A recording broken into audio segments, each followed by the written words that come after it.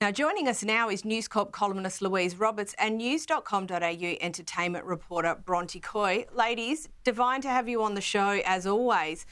Now, Bronte, Harry's trip to London has been front and centre of the royal family drama this week. And the question that always gets asked is, why didn't Meghan go?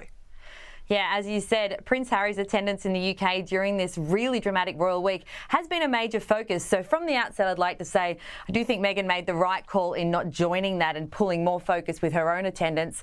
The official word, of course, is that she had to stay back in California. They have 2 young kids under 5. That makes a lot of sense. It's an easy reason to use. It's the same one that was used for the coronation.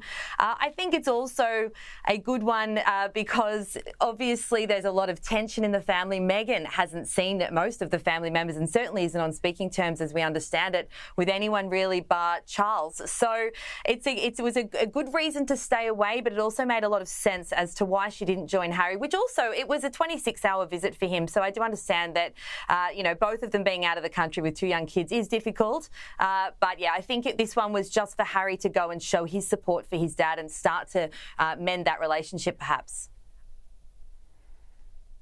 And Louise, it has been noted, and I think probably a little unfairly, Meghan was out and about just hours before Harry returned from the UK. She hasn't made a public statement about the King's health. How does it look?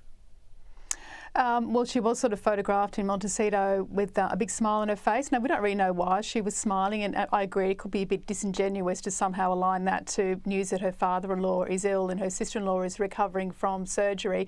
I often find with Meghan, though, that she is very up, and if she does see a photographer, she will sort of bring out that big megawatt grin, sometimes to sort of create a bit of an allure that, she's got some great news or there's some fantastic announcement she's about to make to keep herself sort of relevant in that way. So I guess maybe a more sombre sort of demeanour in public may have been more appropriate, but I guess we were kind of spared anything sort of really set up like Meghan browsing get well soon cards or buying bunches of flowers or something like that. So I think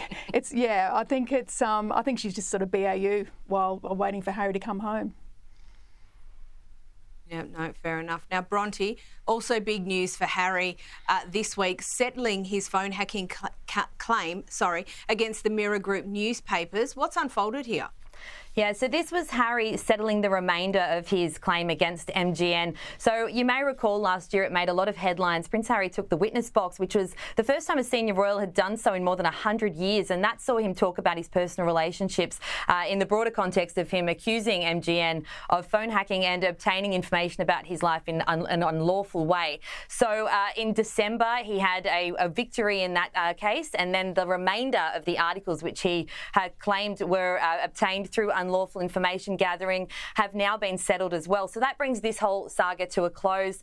And Harry has been really outspoken about this cause. So it's a significant victory for him. But he has a lot of legal cases going on, so I'm not sure that it will be the end. No, probably not. But then that brings me, Louise, to my next question. What's next for Harry in this space? He's now settled these 2 pieces of litigation recently. Does the war on the media continue?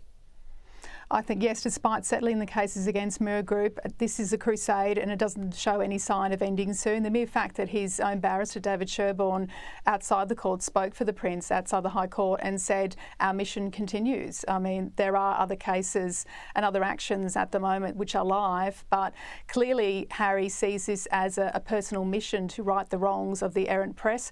And I think he sort of sees it in a way as a bit of a lever to get public support as well, because it's a well-trodden target, the sort of evil, nasty tabloid press and the havoc they cause for his mother, the havoc they cause for him and his brother as well. But it's very interesting to see the difference in how Harry deals with the press, not liking them, and how William deals with the press, not liking them, and who can blame either of them for having a very fractious relationship with the media, given what's happened in the past. But I think Harry is on a mission to be at war with journalists, which so far hasn't really worked that well for him despite the settlements.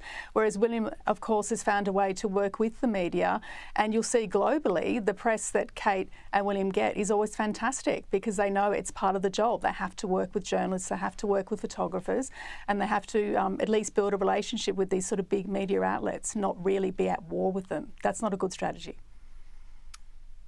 No, and that's a very good observation. Now, Bronte, while the focus has been on King Charles this week and his health, obviously, the Princess of Wales has continued to recover from her surgery. How's she progressing? I know it's hard to believe that it was all about Kate just a few weeks ago, and so much has happened since then. But at least on that front, we have some good news. Kate seems to be progressing really well. We already knew that her surgery was considered successful. She was in hospital for just under 2 weeks and has been recovering at Windsor. But in a new development and a really good sign, she's actually been able to leave Windsor for the first time and head to Sandringham, to their home, to her home with William and the kids for their half-term holidays. So she's still, according to her friend, she's still taking it very easy, as you can imagine, after a big surgery, and she's expected to be off work officially until after Easter. But the fact that she's been able to go and have some time at a home that they love so much with her family is surely a sign that things are going the way that they should be. Yeah, absolutely. Now, Louise, I've only got maybe 30 seconds for you, but the royal engagements have continued. Prince William has attended the Air Ambulance Gala dinner. Can you give us a quick run through on this? Yes, and didn't he wow the crowd? I mean, the creme de la creme of London society descended onto Raffles Hotel, which is in Whitehall, not far from Downing Street, and it was a fundraiser for the London Air Ambulance. They need to buy 2 new choppers, and of course William flew for the Air Ambulance in East Anglia when he was stationed there. So it's a cause really that it's very close to his heart. Of course, we had the future king, and we also had the King of Hollywood there, Tom Cruise, which had the real wow factor. And I think the fact that William really took it in his stride and sort of had a few jokes with Tom, sort of saying, you know, when we get these choppers, please don't go anywhere near them, because, you know, obviously with Mission Impossible, you don't really handle them too much with care. And of course, he was referring to a couple of scenes in the Mission Impossible films where, of course, the choppers collide and there's a big fireball on the side of a mountain. So, and Tom took that in. Louise, I'm going to have to jump